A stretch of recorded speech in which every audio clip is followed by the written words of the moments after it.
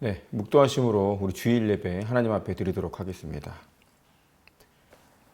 네, 오늘 말씀은 미가서 말씀입니다. 오늘 말씀은 미가서 7장이죠. 미가서 7장 8절부터 그 다음에 20절의 말씀입니다. 우리 다 같이 한 목소리로 읽어보도록 하겠습니다. 미가서 7장 8절부터 20절입니다. 네, 오늘 말씀은 미가서에 있는 말씀입니다. 미가서에 보면은 미가의 기도가 바로 한 장면이 나오는데요. 오늘은 그 미가의 기도를 같이 읽어보고 같이 말씀 나누면서 미가의 기도가 또 미가의 기도를 통해서 우리가 어떤 것을 배우고 또 어떤 것을 느낄 수 있는지를 또 같이 은혜 받는 그런 시간이었으면 좋겠습니다. 여러분, 미가라고 하는 선지자는 들어보신 적이 있으시죠? 미가는 이스라엘 민족이 이방 민족, 그러니까 아시리아에게 핍박과 억압을 받던 시절에 그 당시에 활동했던 예언자입니다. 그러니까 그의 메시지는요, 주전 8세기의 메시지인데, 이 주전 8세기에 있었던 여러 선지자들의 어떤 신앙을 종합한 것이 바로 미가 선지자의 선포 내용, 미가서의 중심 내용이라고 볼 수가 있겠죠. 미가는요, 어떤 것을 강조했냐면 다른 무엇보다, 그러니까 형식적인 예배, 형식적인 우리의 예배 같은 것보다는요, 공의를 앞세우고 삶 속에서 사랑과 또 겸손한 신앙, 이것을 지킬 것을 강조했던 인물이 바로 미가이고, 그런 내용이 미가서에 잘 나와 있습니다. 공의와 인애, 신앙을 실천하는 그런 삶이야말로 하나님이 기뻐 받으시는 예배다라고 하는 것을 잘 나타내고 있는 것이 미가서입니다. 그리고 그는요, 철저하게 어떻게 백성들의 편에 서서 말씀을 전했던 그런 인물이기도 합니다. 어둡고 또 처참한 시기였겠죠. 다른 나라에 속국이 되었다라는 것은요. 이런 가운데 있는 그런 백성들과 함께 하면서 또 하나님의 선한 인도하심을 구했던 인물이 바로 미가라고 할 수가 있습니다. 미가에 대해서 조금만 더 얘기하면요. 미가는 우리가 많이 알고 있는, 그렇죠? 이사야라는 인물과 같은 시대에 예언을 했던 그런 예언자입니다. 미가의 출생지는 유다의 산기슭에 있는 모레셋 지방이었다고 합니다. 이 모레셋 지방은 농촌 지역이었다고 해요. 그리고 반면에 같은 시기에 이렇게 사역을 했던 이사야는 유다의 수도, 바로 예루살렘 출신이었죠. 그러니까 아마도 많은 학자들이요, 이사야를 예루살렘의 귀족 출신일 것이다 라고 추측을 하고 있고요. 미가는 모레셋 지방의 장로 출신이었다라고 추측하는 경우가 많이 있습니다. 그래서 이사야의 예언을 보면요, 이 수도 예루살렘의 정치적인 상황, 이런 것에 대한 정확한 지식이 반영되어 있는 걸 알 수 있고요. 반면 오늘 같이 말씀을 나누고 보고 있는 미가의 예언에는 어떻게 표현하자면 뭐 지방 출신이기 때문에 그 당시에 보잘것없는 지방 사람들의 그런 어려운 상황들이 잘 반영되어 있다라고 그렇게 많은 사람들이 이야기를 하고 있죠. 미가의 중심 메시지는 아까 짧게 언급하여드렸지만 미가의 중심 메시지는 바로 미가서 6장 6절부터 8절에 아주 잘 나와 있습니다. 이 본문은요, 어떤 식의 특이한 구성을 가지고 있는데, 고대 이스라엘에 보면 성전의 입구에 출입할 때는요, 성소 입장에 어떤 의식이 있었어요. 성소에 입장하려는 예배자들은 성소 앞에 서 있는 제사장 혹은 성소의 문지기에게 질문을 하고 또 그것에 대한 대답을 들은 후에 성소에 입장했습니다. 아주 대표적인 그런 그런 장면을 묘사한 것이 바로 시편 15편인데요. 미가는 이러한 어떤 예배의 의식, 그런 의전 같은 것을 이용해서 바로 자신의 메시지를 전달하고 있고, 그 부분이 바로 6장 6절부터 8절에 있는 내용이죠. 6장 6절부터 8절에 있는 내용을 먼저 보면 미가의 사상을 잘 알 수 있거든요. 우리가 한번 읽어보겠습니다. 내가 무엇을 가지고 여호와 앞에 나아가며 높으신 하나님께 경배할까? 내가 번제물로 1년 된 송아지를 가지고 그 앞에 나아갈까? 여호와께서 천천의 순양이나 만만의 강물 같은 기름을 기뻐하실까? 내 허물을 위하여 내 맏아들을 내 영혼의 죄로 말미암아 내 몸의 열매를 드릴까? 사람아, 주께서 선한 것이 무엇임을 내게 보이셨나니 여호와께서 내게 구하시는 것은 오직 정의를 행하며 인자를 사랑하며 겸손하게 내 하나님과 함께 행하는 것이 아니냐. 네, 미가는요, 먼저 예배자의 말을 인용하고 있죠. 그들은 자신이 무엇을 가지고 와야 옳은지에 대해서 물어보고 있습니다. 어떤 것을 가지고 와야 하나님을 만족시킬 수 있습니까?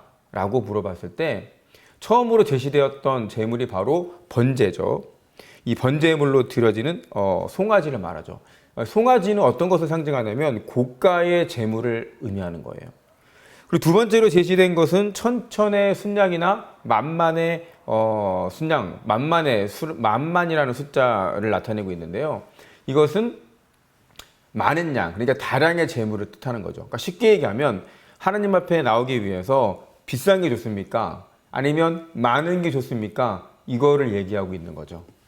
그런데 하나님이 원하시는 재물은 그게 아니었어요.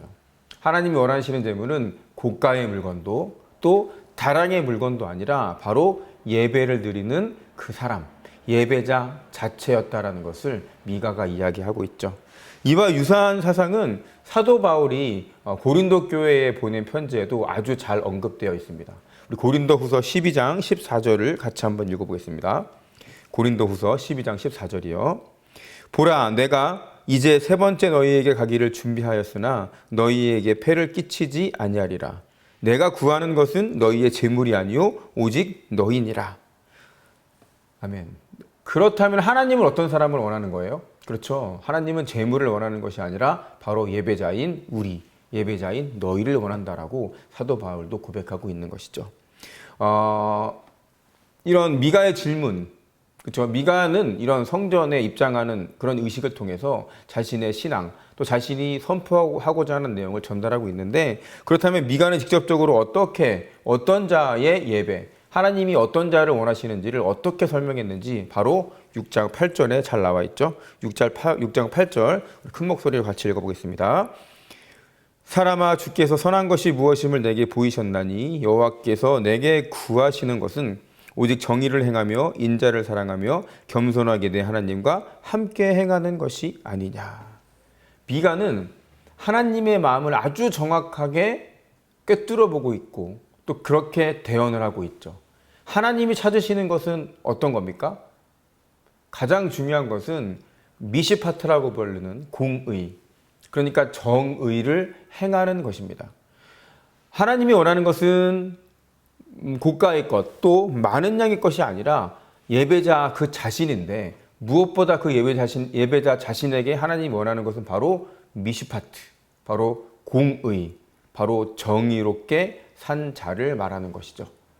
이 메시지는요, 최초의 문서 예언자로 유명한 아모스의 신앙에서도 잘 나와 있는데, 아모스 5장 24절에 보면요, 이런 표현들이 중간에 있습니다. 오직 정의를, 그러니까 정의는 미시파트예요. 오직 정의를 물같이 공의를 마르지 않는 강같이 흐르게 할지어다. 그렇습니다. 하나님이 원하시는 것은 뭐예요? 공의가 흘러가게 하는 것, 정의가 우리의 삶에 흘러가게 하는 것, 우리가 정의를 실천하는 것, 바로 그것이라고 오늘 미가서에 나와 있는 것이죠. 두 번째로 미가가 말하는 하나님이 원하는 예배자는 누구냐? 바로 헤세드.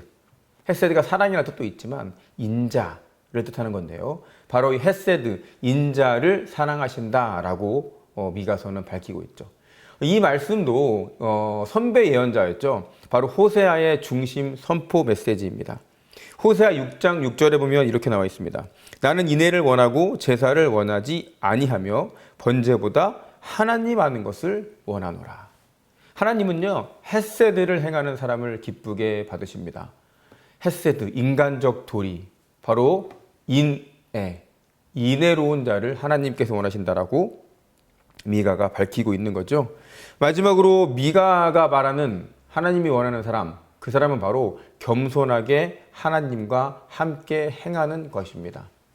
이것 또한 선배 예언자인 이사야의 핵심적인 선포를 생각나게 하는 구절인데, 이사야 4장 7장 9절에 보면요, 만일 너희가 굳게 믿지 아니하면 너희는 굳게 서지 못하리라 하시니라 라는 말들을 통해서 보면 바로 이런 것들을 잘 알 수가 있습니다. 앞서 언급한 것처럼 미가는요, 이렇게 8세기 예언자들의 어떤 신앙, 8세기 예언자들의 어떤 선포를 종합적으로 정리한 그런 인물이다라고 보면 되겠습니다. 하나님은요, 당신과 함께 동행하는, 그러니까 우리가 요셉의 말에서도 같이 많이 나눠봤지만 임마누엘의 신앙을 지킬 수 있는 그런 자를 요구하십니다. 미가서 6장 8절은 이렇게 8세기의 예언자들의 신앙을 농축해서 잘 집약한 것이다 라고 그렇게 이해하면 참 좋을 것 같아요. 하나님이 찾으시는 것은 재물보다는 공의와 인애와 신앙이다. 네. 그리고 이것이 예수님에게까지 영향을 미칠 정도로 매우 중요한 메시지입니다. 마태복음 23장 23절에 보면요, 이렇게 나와 있습니다.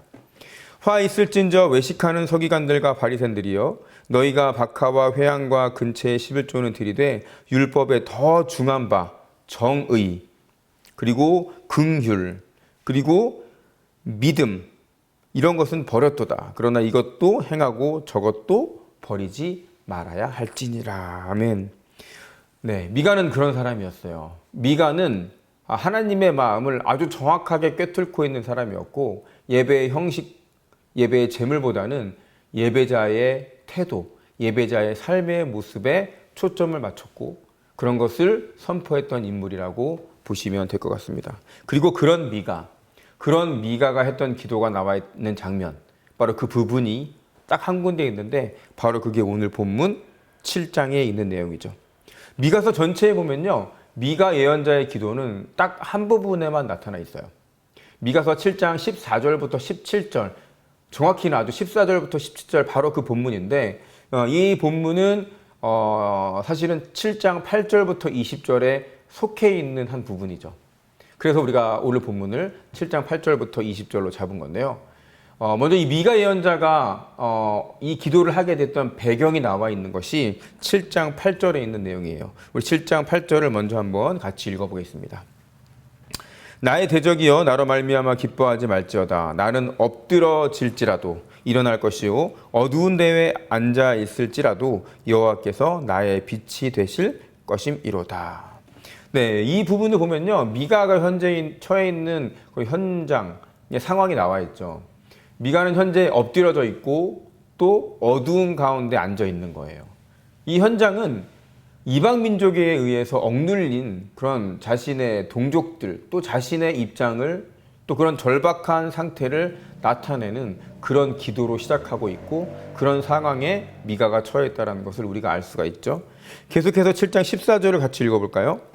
원하건대 주는 주의 지팡이로 주의 백성 곧 갈멜 속 삼림에 홀로 거주하는 주의 기업의 양떼를 먹이시되 그들을 옛날같이 바산과 길르앗에서 먹이시옵소서. 미가는 하나님께 지금 당신이란 말을 쓰고 있죠. 당신이라는 단어를 쓰면서 지팡이로 당신의 양떼, 당신의 기업의 양떼를 먹여달라고 그렇게 간구하고 있습니다. 일반적으로 이 당시에 보면요, 목자가 양떼를 인도할 때요, 그 손에는 막대기와 그 다음에 지팡이라는 도구가 들려있다고 합니다. 막대기는 쉐베트라는 단어고요, 지팡이는 미시에네트라는 단어예요. 이 막대기는 양떼를 보호하기 위한 그런 호신용 무기고요, 그 다음에 지팡이는 양떼를 인도하기 위한 도구였습니다. 그런데 여기에 쓰인 본문에는요, 쉐베트라는 단어가 쓰였어요. 그러니까 다시 말하면 무기인 막대기를 나타내고 있는 거죠. 미가의 백성들, 그러니까 하나님의 백성이 처한 상황은 지금 무기인 막대기로 그들을 보호해야 할 만큼 그런 처참한, 그런 위급한 상황에 처해 있는 것이죠. 바로 이 시기에 미가의 기도가 터진 겁니다. 미가는 여호와를 목자로 인식하고 있죠.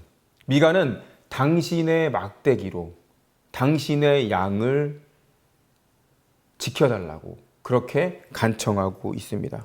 그렇죠. 여러분, 우리는 하나님의 양떼예요. 우리는 하나님의 양떼라는 말을 많이 하고 많이 생각합니다. 그러니까 우리에게 문제가 생기면 하나님께서 당연히 우리의 문제를 해결해 주시고 우리의 문제에 개입해 주셔야 되는 게 맞는 겁니다. 미가는 그것을 너무나 잘 알고 있습니다. 사랑하는 성도 여러분, 우리가 문제가 생기면 제일 먼저 하나님께 달려가야 되는 게 맞는 거예요. 하나님은 우리가 연락하기를, 그렇죠? 마치 휴대폰을 들고 있는 것처럼 우리가 하나님께 가장 먼저 전화했으면 좋겠을 그런 마음으로 우리를 기다리고 있다는 것을 좀 기억했으면 좋겠습니다. 여러분, 우리 삶에 정말 위급한 일이 생길 때 119에 전화할 수도 있고 112에 전화할 수도 있고 정말 그런 많은 것, 또 내가 가장 신뢰하는 사람, 부모님, 내 자식, 내 자녀에게 전화하는 것도 중요하지만 우리 믿는 자로서 가장 먼저 지체하지 말고 하나님께 이 사실을 알리고 빨리 해결해 달라고 먼저 말할 수 있는 그런 신앙의 모습을 가질 수 있는 저와 여러분이 되시기를 주님의 이름으로 축원합니다. 한편 하나님의 양떼인 이스라엘 백성은 주변의 기름진 동산에서 쫓겨난 거예요. 기름진 동산은요, 이제 원수들에게 뺏긴 상태입니다. 그곳은 그들, 그러니까 적들이 독차지하고 있어요. 이스라엘 백성들은요, 숲과 덤불만이 무성한 곳으로 쫓겨나 있고 지금 고립된 상태입니다. 그곳에는 뭐가 있어요? 들짐승이 숨어 있고요. 사람을 덮치는 못된 짐승들이 빈번히 출현하는 곳이죠. 미가는요, 이 백성의 목자 되신 여호와 하나님께서 이렇게 위협받고 있는 이런 상태로 몰리게 된 외롭게 방황하고 있는 이런 양떼 처지가 된 그런 백성들을 다시 한번 보살펴달라고 이렇게 간곡히 기도하고 있는 것입니다. 계속해서 7장 14절을 같이 읽어보겠습니다. 그들을 옛날같이 바산과 길르앗에서 먹이옵소서. 이 바산과 길르앗은 예레미야의 그 선포에서도 언급된 적이 있는데 기름지고 안전한 목초지가 있는 그런 장소였다고 합니다. 바산과 길르앗은요, 요르단 동쪽 지역 가운데에서 모세 시대 때 처음으로 차지하게 된 그런 지역이었다고 해요. 따라서 옛적이라는 표기를 보면요, 그 옛적이라는 것은 이스라엘 민족이 가나안에 정착하는 시기를 나타내는 거죠. 미가는 과거의 하나님의 도우심을 지금 회상하고 있는 겁니다. 과거 여호와 하나님께서 백성들을 가나안 땅으로 이끄실 때 바산과 길르앗에서 먹이신 것을 바로 기억하면서 그때와 같이 지금도 하나님께 인도해 달라고 기도하고 있는 것입니다. 미가는 과거에 이스라엘 백성들에게 베푸신 그 은혜를 다시 한번 구하고 있습니다. 여러분, 우리가 이것이 중요해요. 과거에 우리에게 임했던 하나님의 놀라운 경험을 여러분 아직도 기억하세요? 하나님이 예전에 우리에게 베풀었던 은혜와 사랑은 과거에만 끝났던, 과거에 한때 존재했었던 첫사랑으로 끝났던 것이 아니라 바로 현재 진행형이라는 것을 미가는 잘 알고 있는 것입니다. 그러니까 하나님께 지금 바로 전화한 거예요. 과거에도 지켜주셨던 하나님, 가나안 정착 당시에도 우리 민족을 구하셨던 하나님이 지금도 살아 역사하신다는 것을 미가는 알았기 때문에 바로 하나님께 예전처럼 지금도 백성들을 구원해 달라고, 양떼인 우리를 구원해 달라고 하나님께 기도하고 있는 것입니다. 미가는 한때 자신들의 소유지였죠. 귀혹한 목초지로 되돌아가는 그 일이 자신, 그리고 이스라엘 백성 스스로의 힘이 아니라 바로 하나님의 기적을 통해서만 가능하다는 것을 잘 알고 있는 겁니다. 그런데 이 일은요, 자신의 백성 앞에서만이 일어나면 안 된다는 것도 잘 알고 있어요. 하나님의 백성이 아무도 모르게 구원받고 잘 먹고 잘 사는 일이 벌어지는 것보다는 하나님을 믿지 않는 이민족 앞에서 하나님의 백성이 구원된다면, 그런 것이 목격된다면 얼마나 그것이 하나님께 영광이 될지, 또 그로 인해서 하나님을 믿지 않는 민족들도, 하나님을 잘 몰랐던 족속들도 하나님을 알게 되어서 오히려 그 힘이 하나님께 더해져서 하나님께 더 큰 영광을 돌릴 수 있다는 것을 미가는 너무나 잘 알고 있습니다. 이렇게 함으로써 하나님과의 그의 백성을 조롱하던, 그리고 기만하던, 교만에 있는 그런 이방 민족들이 무기력함을 깨닫고 하나님께 무릎 꿇게 될 날이 온다는 것을 미가는 잘 알고 있습니다. 미가서 17장 16절을 보면 이르되 여러 나라가 보고 자기의 세력을 부끄러워하여 손으로 그 입을 막을 것이요 귀는 막힐 것이며 라고 미가가 기도하고 있죠. 17절을 계속 보면요. 그들이 뱀처럼 티끌을 핥으며 땅에 기는 벌레처럼 떨며 그 좁은 구멍에서 나와서 두려워하며 우리 하나님 여호와께로 돌아와서 주로 말미암아 두려워하리이다 라고 계속 기도를 하고 있습니다. 이방 민족들이 이 17절에 보면 좁은 구멍에서 나올 것이라고 했는데요. 이 좁은 구멍은 지금까지 자신을 보호하고 있던 그런 이방 민족들의 성이나 유세를 말하는 것이죠. 그런데 미가의 기도는 단순히 상대방, 그러니까 자신을 억누르고 있던 이방 족속을 무력화하는 데만 끝나지 않습니다. 이방 민족의 어떤 무장해제 같은 것, 이 무력화는요, 하나님, 여호와 하나님과의 만남이라는 새로운 그런 미래로 이끌어지고 그렇게 귀결돼야 한다라는 것을 미가는 기도하고 있는 것이죠. 여러분, 우리가 신앙생활을 하면서 이 세상을 살아가면 우리에게 핍박을 하는 존재들이 있죠. 그것이 우리를 너무 힘들게 하고 우리가 신앙생활을 포기하고 쉽게 만드는 경우도 있습니다. 그것이 때로는 가장 가까운 가족일 수도 있고요. 그것이 때로는 우리에게 부족한 능력일 수도 있고요. 그리고 그것이 때로는 우리가 갖지 못한 물질적인 것일 수도 있죠. 우리가 신앙생활하면서 중요한 것은 우리가 그것을 극복하고 이겨내서 하나님 앞에 무릎 꿇고 하나님께 우리가 죽는 그날까지, 하나님 앞에 서는 그날까지 신앙을 지키고 굳건히 나아가야 되는 것은 또 맞지만 중요한 것은 우리를 핍박하던 자들 역시 하나님을 깨닫고 우리로 인해서 하나님께 무릎 꿇고 하나님의 앞으로 돌아오는 그런 역사들이 필요하다는 것을 우리가 꼭 기억했으면 좋겠습니다. 우리 자신의 신앙만을 위해서 우리가 고난을 극복하는 것도 물론 중요하지만 우리의 삶을 통해서 우리의 대적들, 우리를 힘들게 하는 것들조차 하나님께 영광을 돌릴 수 있다면 바로 그것이 하나님께 큰 영광이 된다는 것. 또 우리 신앙의 가장 어떻게 보면 큰 자랑거리가 될 수 있다는 것을 저와 여러분이 기억했으면 좋겠습니다. 미가는요, 이방 민족들이 하나님을 두려워하게 돼서 여호와 하나님 앞에서 무릎 꿇게 될 것을 기도하고 있는 겁니다. 기도를 통해서 모든 문제는 단순히 해결되는 정도로 끝나는 게 아니에요. 오히려 우리 앞에 무릎 꿇고 또 우리 삶에 오히려 보탬이 되고 우리 삶의 시너지가 되어서 그 모든 것이 하나님께 영광을 돌리는 수단이 될 거다라는 것이 바로 미가의 기도입니다. 미가의 기도를 통해서 우리가 마지막으로 두 가지 정도를 이야기하고 마치려고 합니다. 미가의 기도를 통해서 우리가 배우고자 하는 첫 번째는 모든 문제의 해결은 바로 기도로부터 시작해야 한다라는 것입니다.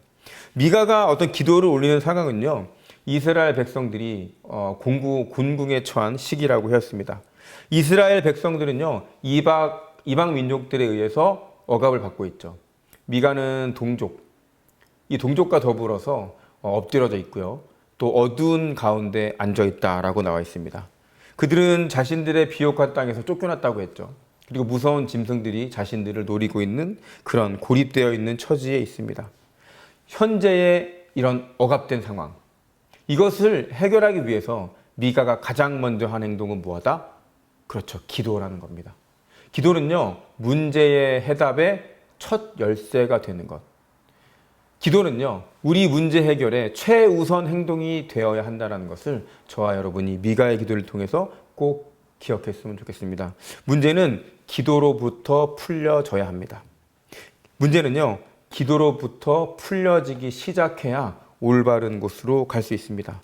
여러분, 기도하기 위해서 두 손을 모으는 행동을 주저하지 않는 저와 여러분이 되시기를 주님의 이름으로 소망합니다. 우리가 삶을 살아갈 때 우리의 삶의 이런 여정 가운데서 수많은 문제와 또 우리를 좌절하게 만드는 그런 것들이 도사리고 있죠. 그런 문제들을 만날 때마다 여러분 어떻게 하시겠어요? 그런 문제를 만날 때마다 생각도 해야 되겠죠.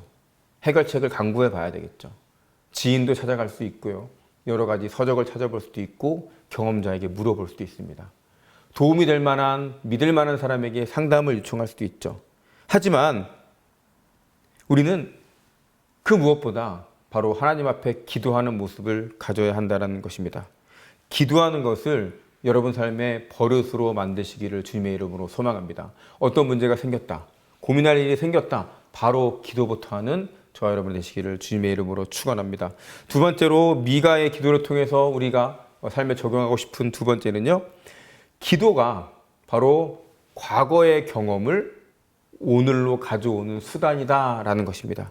미가의 기도는 과거를 통해서 이스라엘 백성들이 과거에 경험했던 그런 것을 토대로 기도를 시작하면서 그들의 조상에게 베풀었던 그 은혜가 동일하게 오늘도 역사하시기를 기도했습니다. 미가는 이스라엘에게 보면은 최대의 사건이죠. 이 최대의 사건인 출애굽 사건을 다시 한번 언급하면서 그때와 마찬가지로 오늘 이 사건에도 하나님께서는 관여하실 수 있고 오늘 이 사건조차 이 사건 또한 하나님께서 해결해 주실 것을 믿고 당연하게 요구했던 그런 미가였습니다. 과거의 사건을 오늘의 사건으로 되돌릴 수 있는 것, 그것이 바로 미가의 기도였다는 것을 우리가 꼭 기억해야 되겠습니다. 여러분, 하나님께서 우리의 삶 속에 개입하셨던 순간들 누구나 있잖아요. 그것이 한 번이 됐건 두 번이 되었건 여러 번이 되었건 그런 것들이 있기 때문에 우리가 지금 오늘날 이 자리에 모여서 하나님께 기도하고 교회에 나오는 것이거든요. 사람은 기억을 먹고 살고 과거를 기억하면서 곱씹고 감사하는 그런 버릇이 있습니다. 그런 존재입니다.